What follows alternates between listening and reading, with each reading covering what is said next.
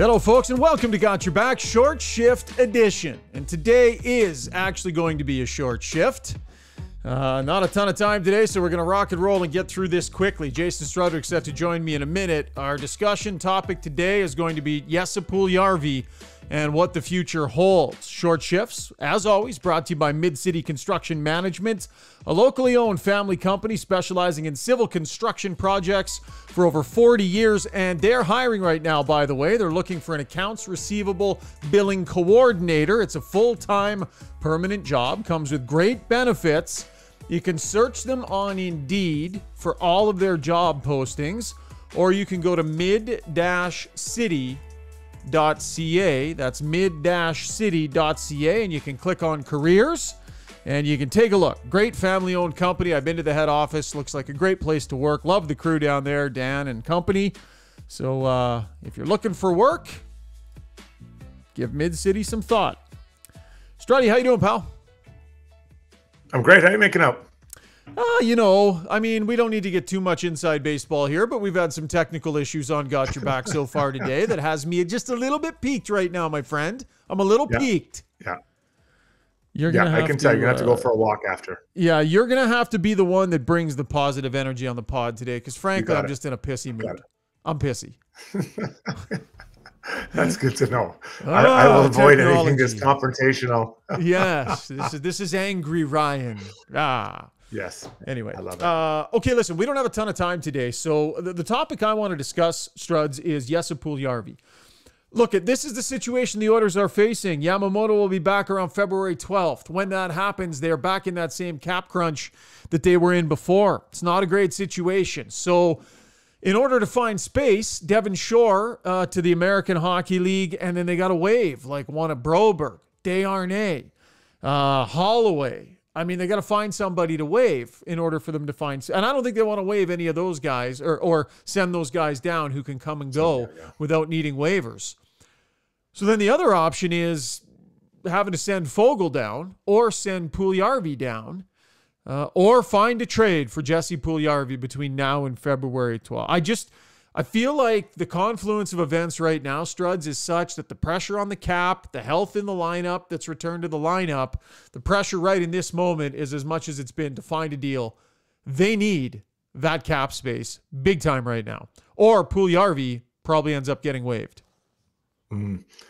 Crazy when I think back to the way Puljujarvi started last year, and now, you know, really the way you're breaking it down, they're willing to do anything to get rid of Puljujarvi, right? To move him out.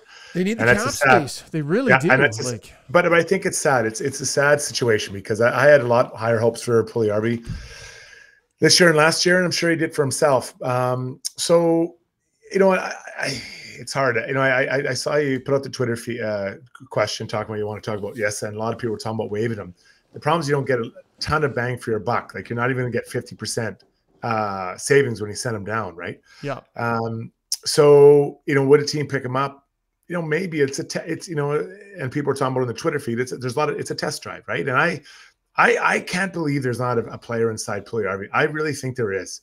I think that the team taking him has to understand what he's all about, and I think that he has to understand what he's all about. And I think a fresh start would be good for him, but that doesn't help the Oilers in the short term because they need cap space. So I don't know. I just can't believe there's not a trade out there to be had, even for a 7th rounder. But here's the thing. I mean, 49 games he's played. He's got 4 goals and 10 points. In his last 12 games, when, by the way, the Oilers have been better. Like, they're kind of on the uptake here.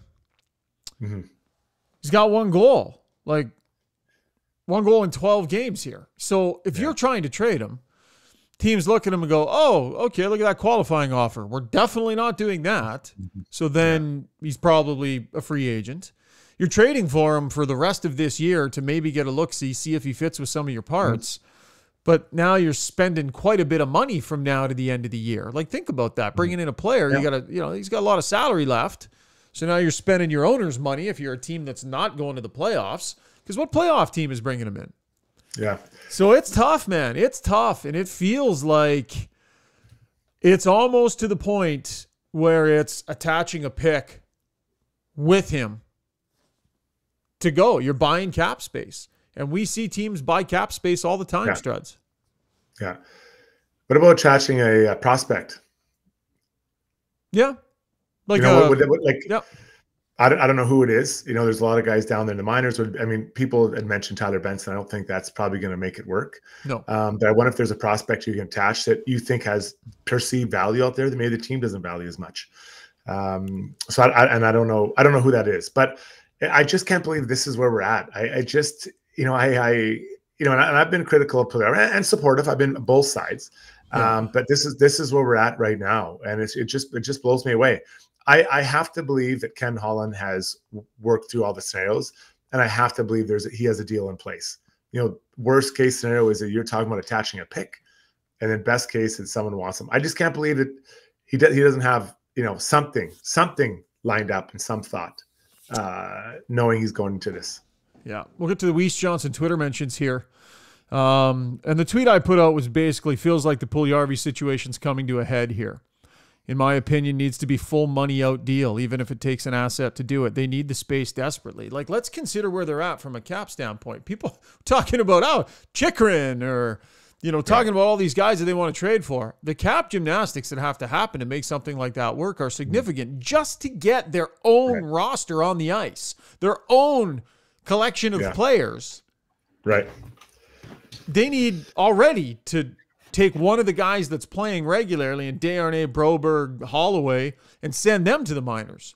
Or Fogle or Puljujarvi. That's just to get their own team on the ice.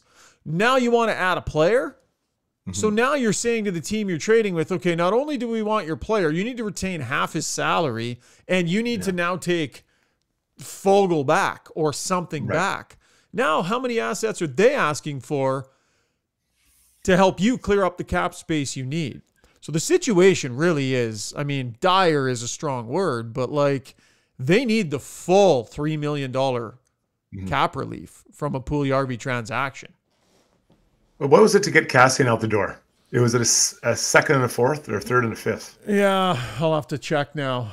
But point being, you got to attach stuff to him. Right. Now, to be fair, Kassian had more term, and he's making more money, or is making more money. So that number, or that attach should be lower, right? It should be quite a bit lower. And you're halfway through the season, so that $3 million is actually less than $1.5 million. You're gonna owe him, right? So, would you pay? What are you paying? How much are you willing to pay for a million? What is it worth? What is a pick worth to somebody? Yeah. Because for Kassian, it was 2 picks, right? It was a bunch. So I got here off the Athletics article, number 29, a 24 third, and a 25 second. Was it 3 picks? They received the number 32 pick in return. Yeah. So as a swap of picks and then a third and a fifth. Yeah, it was a swap of yeah. Sorry, this was a swap of picks. Pre-draft, yeah. Yeah, so swap of picks. So let's just skip the swap of the picks, and then we'll go right into the third and the fifth. So that's a lot more money. This is $1.5 million again. Well, it's $3 million, but it's only $1.5 million. So that number should be a little bit lower. And you can also, maybe you could find a way to get this guy going in the right direction. So I can't believe Ken Holland hasn't have something in his back pocket. I just don't think he can be unprepared like that. Yeah. Okay. To the Weiss Johnson Twitter mentions, 45 years in the business for Weiss Johnson. So should you need a new furnace, garage heater, air conditioner, hot water tank, they're the place to go. And they got some good specials on that are just starting here in February. So if you get a new furnace, air conditioner, heat pump installed this month, $500 worth of gas cards coming your way. So big savings, some money for gas. Also, anybody who gets an estimate for a furnace, air conditioner, or heat pump, you'll get entered into a draw for a pair of Oiler tickets. So, $500 worth of gas cards if you buy, entered into a draw for Oiler tickets if you get an estimate. Okay, B. Curlock says, why not just waive him? And we've discussed that. They don't get the full $3 million in savings if they waive him and he goes down to the American Hockey League. That's just, it's no different essentially than sending down Broberg or Darnay or any of those other guys. Right. There's a certain dollar figure you save. So they need the full cap relief. Speeds says what would improve the team would be playing him and moving someone else. I feel like they've kind of tried that, haven't they, Struds? Like, what are you supposed to do? Play him with McDavid or Draisaitl to try and pump up his trade value? I think they've been down that road about 3 dozen times. Yeah, unfortunately for everyone involved, everything they've tried hasn't worked, right? And that's just a fact. You know, it is just a fact. And there comes a point where, as a player too, you don't really want to play with a guy who's struggling, right? And that sounds insensitive, but you want to have a good game. You want to have a good shift. You want to have a good productive season, right? So there comes a point where you're like, it's just not working, and you want to help guys dig out of holes, but it's tough. And I'm gonna keep saying it, I just can't believe we're at this point where you can literally can't find a way to give this player away. Somebody disguising themselves as Mark Spector. I shouldn't even read it, actually. I'm not going to read that one. When do you see the JP trade going down, and could we see them trade Foegele and then go after a Lafferty to replace him? I think the Oilers would be tickled if they could get Puljujarvi and Foegele off their books. And, like, listen, no disrespect to either player, but here's the thing. They don't really need these guys to play well. Like, they haven't been big contributors to the turnaround here. They haven't been big contributors since the team started playing better. Fogel's got a goal and 2 assists in his last dozen games. So Kostin has come in and played well and taken over that ice time. Janmark, gone quiet the last few games, but has been good and played well. So, like, these guys have been bit parts in and out of the lineup during a point in time in which the Oilers turn things around, Struds. So if that's not the indication that just get them off the books in some way, shape, or form, I think they'd be tickled if they could move both guys. But I don't see how that happens without significant assets having to go with them. Well, and I think you also have to create some room for Holloway. I think that Holloway has played better as well. Yeah. I think he's starting to get more traction. And I've probably moved off my position of him needing to send down. I think he's actually moved past some players. So you're right. There's more options now, and competition's healthy, but unfortunately, someone gets spit out the bottom. So the ability to move one or both those guys is going to be somewhat limiting. I thought Frank Seravalli talked about. I thought I saw him say there might be some interest in Duclair out of Florida for Puljujarvi. Now Duclair is coming back with a significant Achilles injury.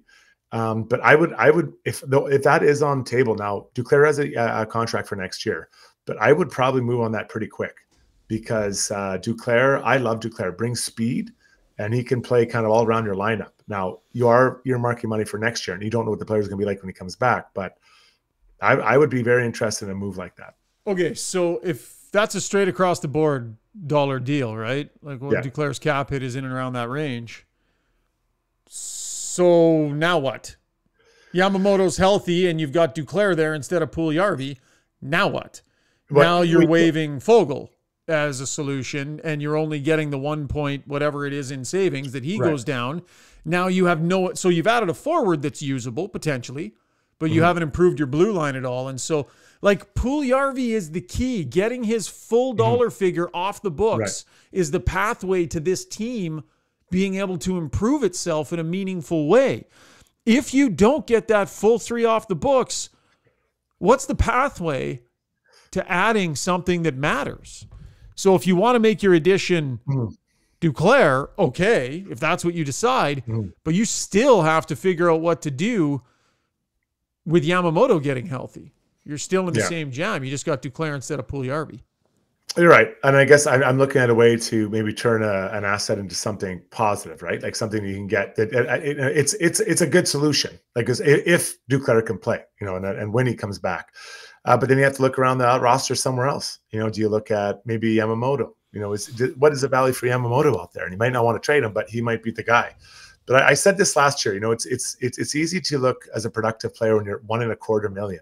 When you pop up at the 3, I think 3 is where the number starts and expectations change, right? People are on you to get, and I'll include lump Fogle in that, because he's basically at 3. 3 million is a big stretch. It's a big change, and expectations crank up big time. Yeah, they definitely do. I don't know that anybody's claiming Puljujarvi, even if you waive. I mean, that would be the ideal scenario. You waive him, and you just think you're getting part of the cap hit, and someone grabs him, and he's off your books and done, right? And honestly, for Jesse, I would hope that would happen. Like, because that means he could be in the NHL, and he'd have to go over there, to the NHL, to the big club, and he'd get an opportunity, and that would be good for him. I think we all would like to see what Puljujarvi can do in a different situation. It's just not working here, but I don't see him getting claimed.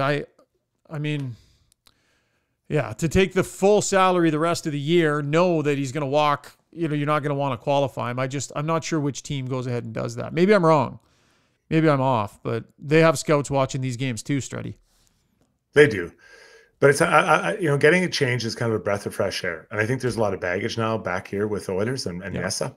And listen, I hope it works out for him. I believe there's a player in there. I do. I don't think that the player he thinks he is there, but I think there's a player there that could be very productive in the NHL.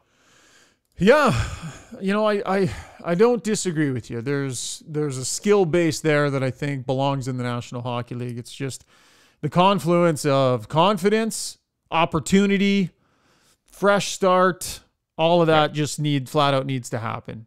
I mean, he's had so much time with world-class players and struggled so mightily to get anything offensive done, and it just hasn't been a fit. So, if the Oilers want to make a deal, want to improve their team, something is going to have to give with Jesse Puljujarvi in a meaningful way that opens up that full $3 million.